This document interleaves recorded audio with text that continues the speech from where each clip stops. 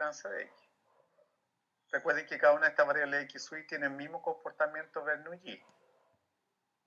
Entonces, la esperanza de la Bernoulli, ¿a qué corresponde?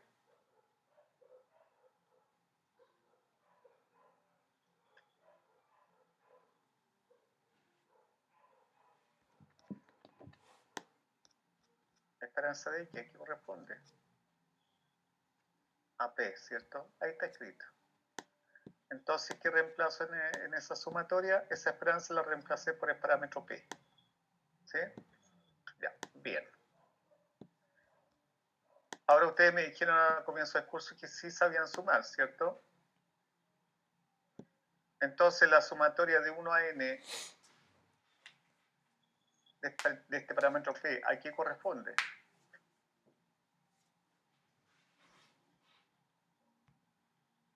Bueno, aquí no... Dime. A n por P.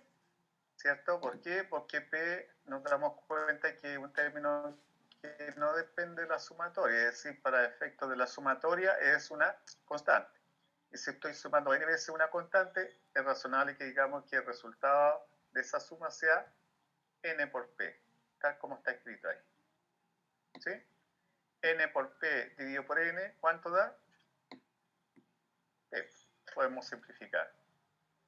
Entonces ahí demostramos que la esperanza del estimador es igual al parámetro P. ¿Qué podrían decir de ese resultado?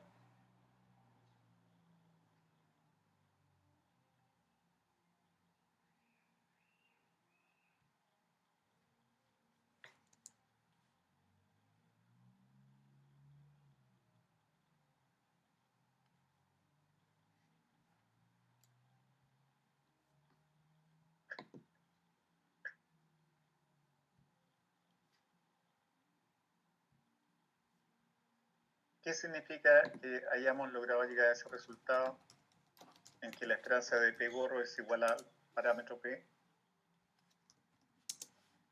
¿Qué pueden comentar de ese resultado? Que es insesgada. Muy bien.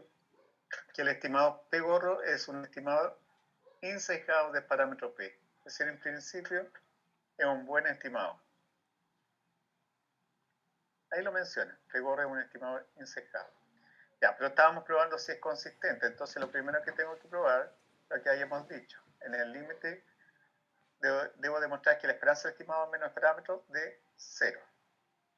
Ya, estoy escribiendo lo mismo, reemplace la anotación nada más. La esperanza del estimador, en este caso el estimador es P gorro y el parámetro es P. La esperanza de P gorro recién la calculamos y nos dio P. Y P menos P te da 0. Es decir, se cumple la primera parte de ese teorema. Pero ahí no termina el trabajo, sino que también tengo que verificar que en el límite la varianza del estimador es 0. Ya, entonces en primer lugar, ¿qué vamos a calcular aquí? La varianza del estimador.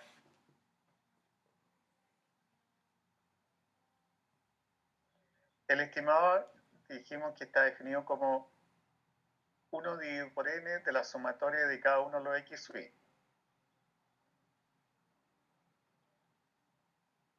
X sub i es una variable aleatoria. Cada una de estas variables x sub i tiene el mismo comportamiento Bernoulli. La suma de variables aleatorias sigue siendo una variable aleatoria. El n para la varianza, ¿qué sería? ¿Una variable o una constante?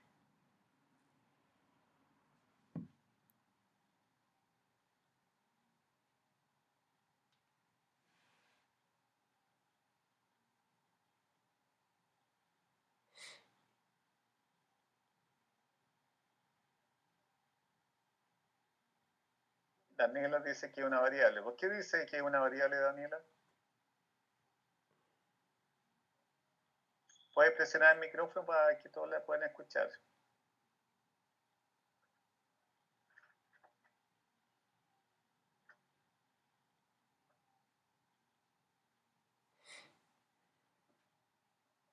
Dice que es variable porque los números irán hasta el n. No, no es eso.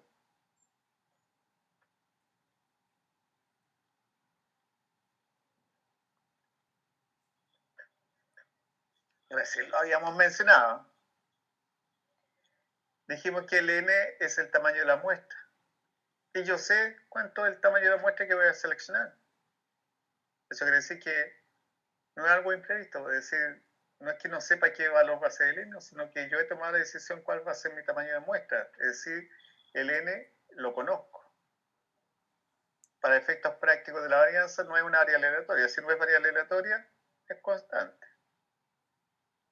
¿Ya?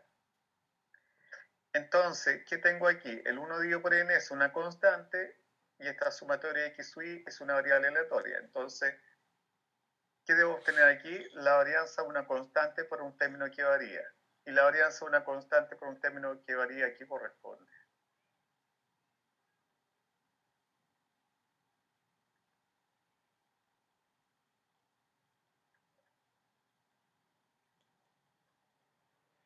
Esto estoy preguntando. ¿Ves cómo me queda escrito ahí? La varianza de una constante por un término que varía. Estoy hablando de forma genérica. Aquí corresponde.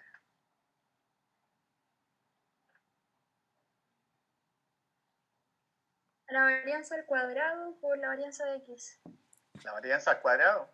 O sea, te queda... Perdón, la constante al cuadrado. Ya, solamente la constante al cuadrado por la varianza del término que varía. ¿Cierto? Es la constante al cuadrado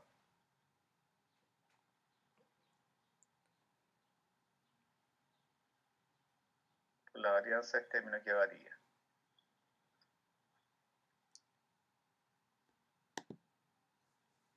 Ahí me quedó más o menos escrito, ¿se entiende o no la propiedad? Ya, el 1 dividido por n es una constante, por eso que aquí sale como al cuadrado, 1 dividido por n al cuadrado. Y te queda ahora la varianza de sumas de variables. Y la varianza de sumas de variables que habíamos dicho la vez anterior.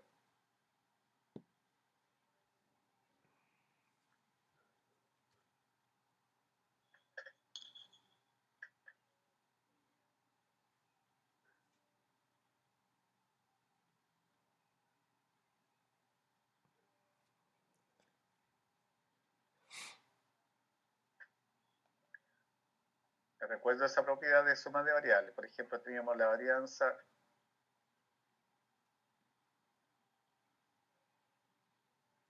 de x más y.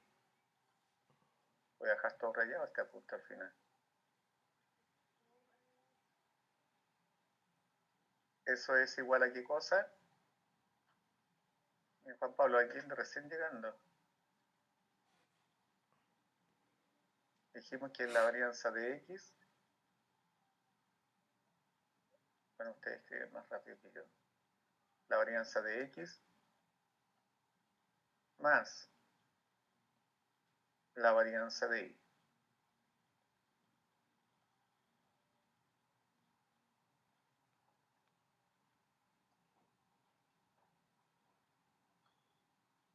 ¿Cierto? Ya, entonces, vuelvo a insistir, ahí estoy sumando dos variables, esto se extrapola para n variables igual.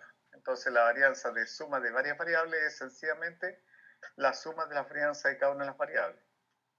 Por eso es que aparece esta expresión escrita ahí. La varianza de sumas de variables es la suma de las varianzas de cada una de las variables. Ya, la varianza de x sub y.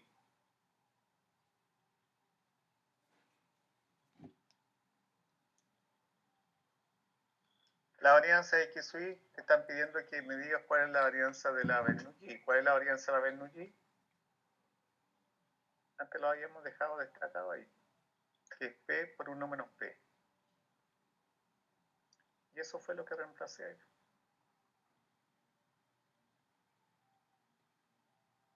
Ya lo demás queda intacto, no lo hemos tocado. Solamente en esa igualdad lo único que reemplacé la varianza de X por lo que representa la varianza de una Bernoulli. ¿Vamos bien hasta ahí? Sí. Ya, entonces, debo sumar de 1 a n P por 1 menos P.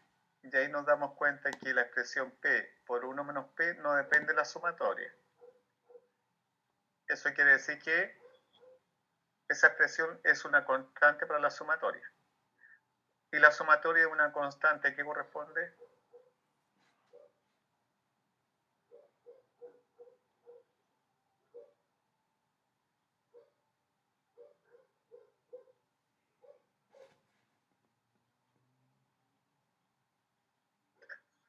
ya, pues eso suma. Si estoy sumando varias veces una misma constante, ¿qué resultado? Claro, que lo que se obtiene n veces la constante. Si estoy sumando 3 veces el 5, tendría que decir 5 más 5 más 5, y eso te da 15. Con la propiedad, más fácil decir 3 por 5. ¿Sí? ¿Se recuerdan bien de esa propiedad? Entonces tengo n veces p por 1 menos p en ese resultado. Obviamente aquí puedo simplificar un n. Te queda p por 1 menos p dividido por n. Esa sería la varianza del estimador P-GOR. Ahora tengo que aplicar el límite. El límite de esa expresión, cuando n tiende a infinito, ¿qué pasaría ahí? Bueno, el p por 1 menos p es una constante, lo que está variando es el n. Es decir, si este n crece mucho en esa fracción, ¿qué pasa con el resultado del límite?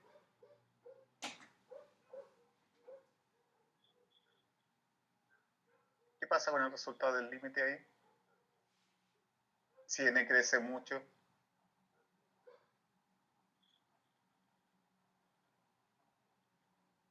El resultado es muy pequeño y tiende a cero. Muy bien, el resultado de ese límite tiende a 0. Entonces, habíamos dicho que para poder afirmar que un estimador es consistente, tiene que cumplirse que en el límite la esperanza del estimador menos parámetro debe ser 0, y ya lo vimos eso, ¿cierto? Y se cumplió. Y además tendría que cumplir que en el límite la varianza de ese estimador debiera ser 0. Y en este caso, los dos límites nos dio 0, por lo tanto, yo puedo decir que P gorro es un estimador consistente. Son las 16:30, así que mejor que descansemos un poquito. ¿Ya? ¿A qué hora volvemos? Cuarto para las 5. ¿Alguna duda antes que salgan a descansar?